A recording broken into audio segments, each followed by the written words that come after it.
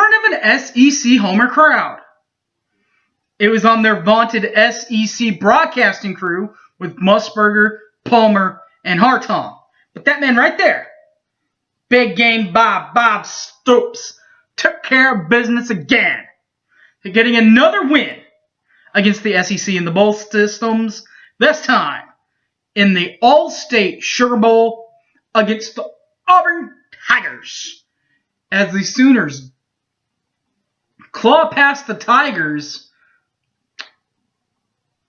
35-19.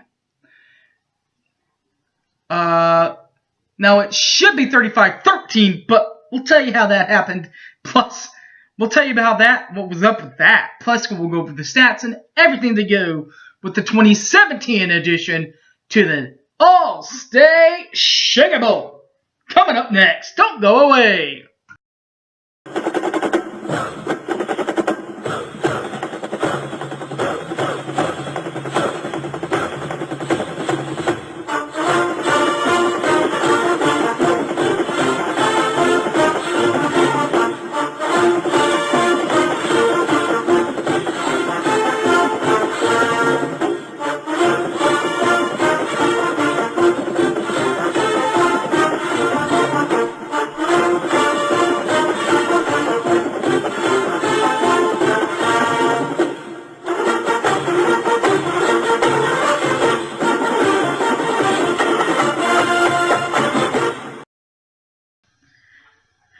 Alright guys, well not very many people have success against the SEC.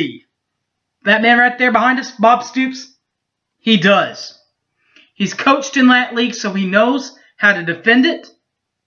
And proving that point, the only losses that he's had in that system against the SEC were home games, basically home games, back in what was, when it was Nokia that featured the Sugar Bowl, the Nokia Sugar Bowl, the FedEx National Championship game, and a few years later lost in the Cotton Bowl to Johnny Manziel and Texas A&M.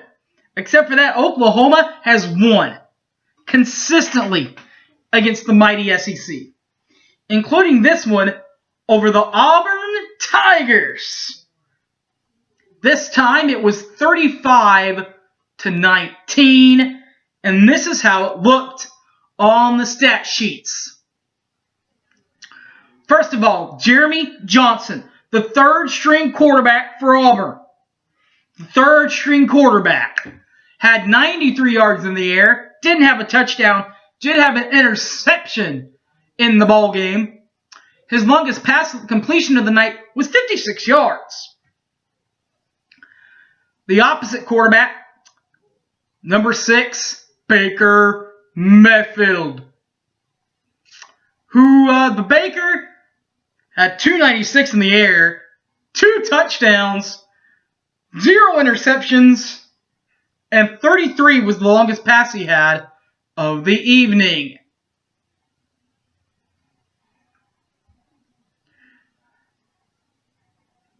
Rushing the ball, Cameron Petaway had 24 rushes on the night, 103 yards, and 2 touchdowns on the evening for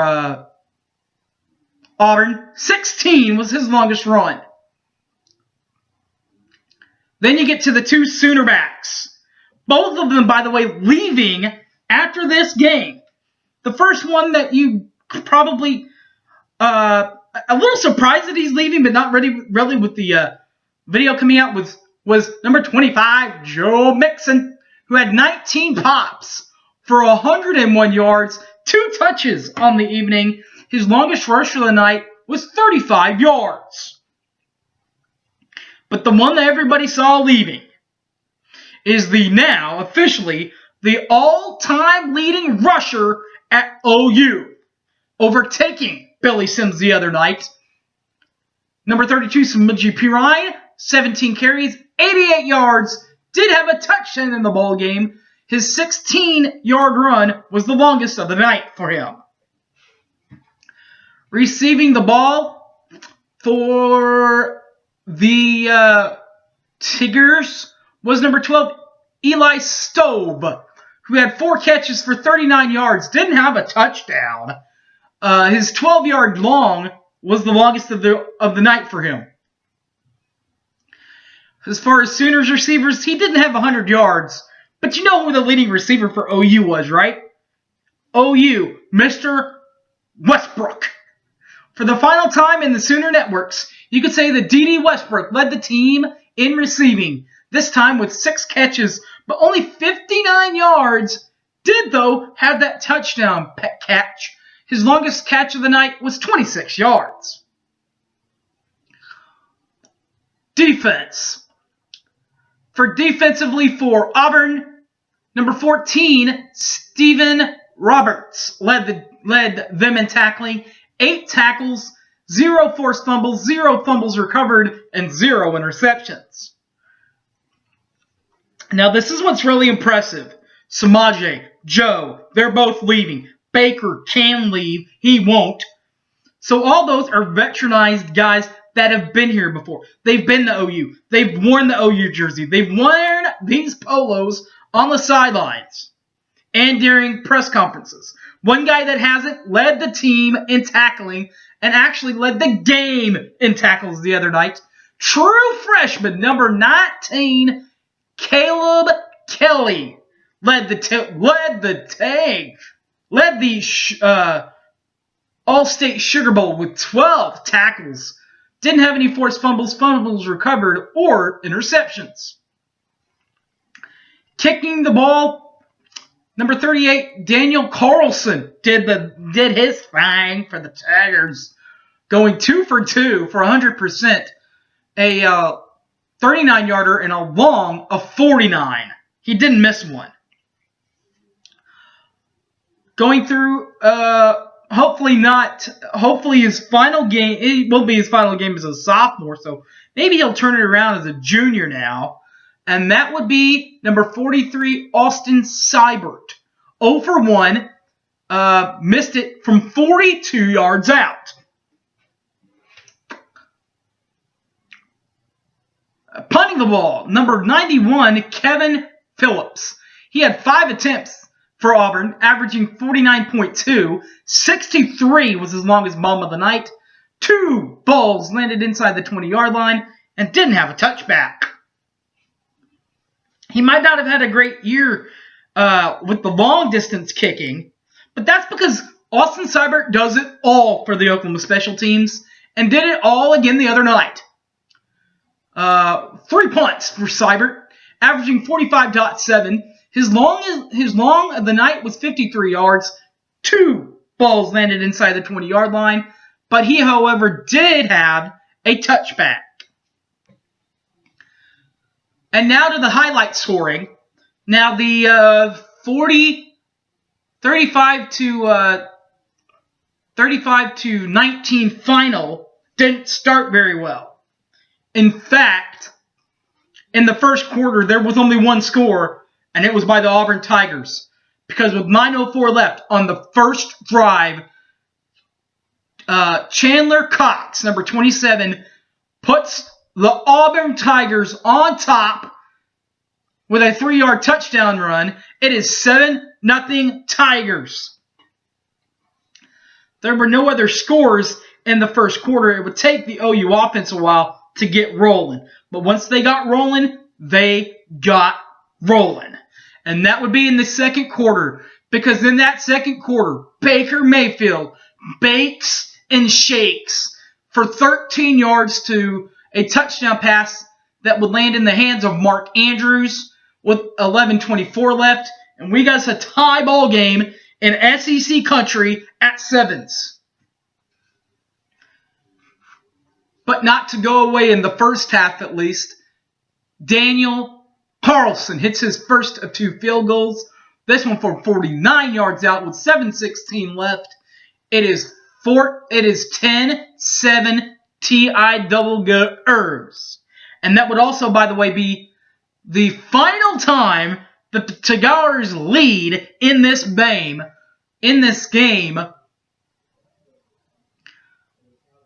Because in the ensuing possession, Joe Mixon finishes it off with a 3-yard touchdown run with 3:37 left. Touchdown, Oklahoma. It is 14-10 OU. But with 3:37 left, that gives Auburn just enough time to get on the board one more time in the second half. Daniel Carlson, again from 39 yards out, up and good. 41 seconds left. 14-13 Oklahoma, where the wind comes sweeping down the plains. Fast forward to the second half. In the second, 2 scores by Oklahoma to really push this thing into high gear for OU. The first one was another touchdown pass. This one, Baker Mayfield to, you guessed it, the big play guy, D.D. Westbrook. Number 11, with 12:29 left, right at halftime. They push the lead up, 21-13, Sooners! Then, the Sooners do score again in that quarter. Number 25, Joe Mixon mixes it up from 4 yards out with his second touchdown run of the night with 2:28 left. 28-13 OKLAHOMA.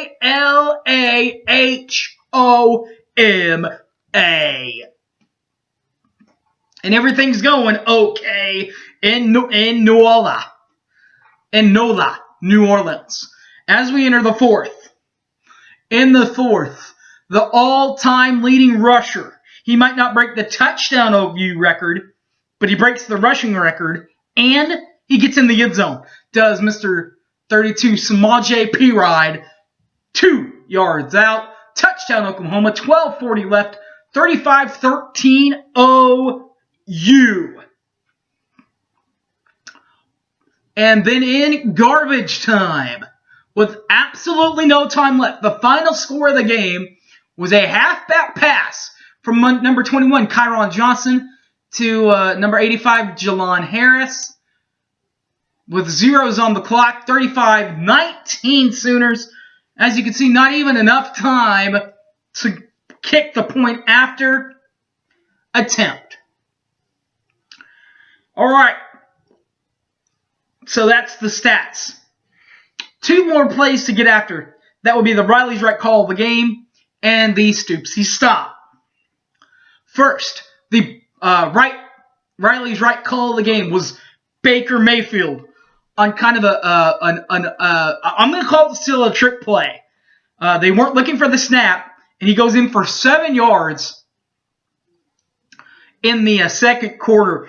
Even Gus Malzahn was a little ticked off at that offensive play, and he's an offensive guy that comes up with all kinds of weird-looking offensive plays. It caused him to call a timeout, and he was heated after that play. Stoopsy stop of the night. You can go with a lot of plays here. I'm going to go, the defense was so good, only allowing basically 13 points to Auburn that loves to score points.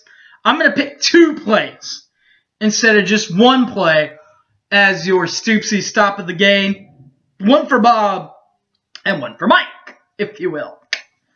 One of them was an interception by Jordan Thomas in the end zone. Jeremy Johnson is picked off by number 7 Jordan Thomas in the end zone in the fourth quarter. Makes a juggling interception to cause a little bit more of a distance in this game. But really the big play of the game, you got to rewind with me to when Auburn led this game 7-0. On that drive, their quarterback, Sean White, off of a quarterback, had to do a quarterback scramble, and the senior, the big guy, puts his head down and makes a big play in Jordan Evans. Jordan actually makes a play, knocks himself out of the game for a while, and on that particular play, White landed on his bad shoulder that he's had. He had it against Georgia. in their final regulational game, he landed on it wrong again, costing them to pull him from the lineup, which helped OU because we all know what their pass defense has looked like. Even though Auburn doesn't really pass the ball that much, if he would have been in the game, there would have been significant plays they made on the offensive plays, I would think.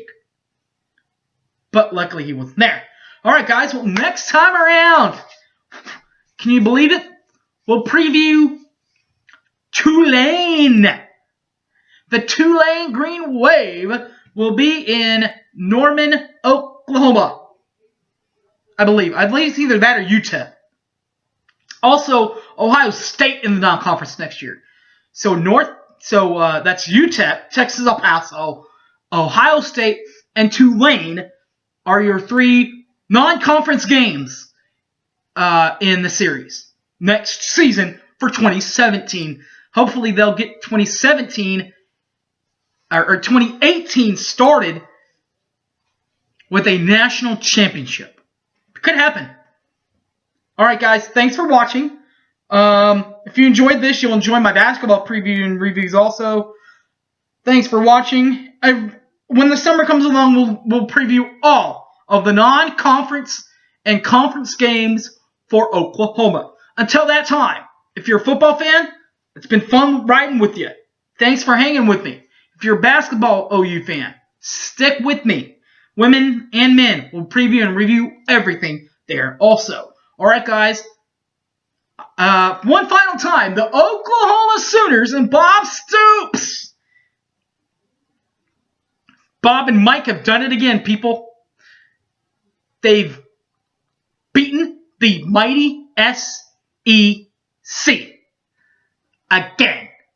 This time around in the SEC play, it was against Auburn in the All-State Sugar Bowl, and a final score there, 35-19. Thanks for watching, everybody, and Boomer Sooner! See y'all on the flip side.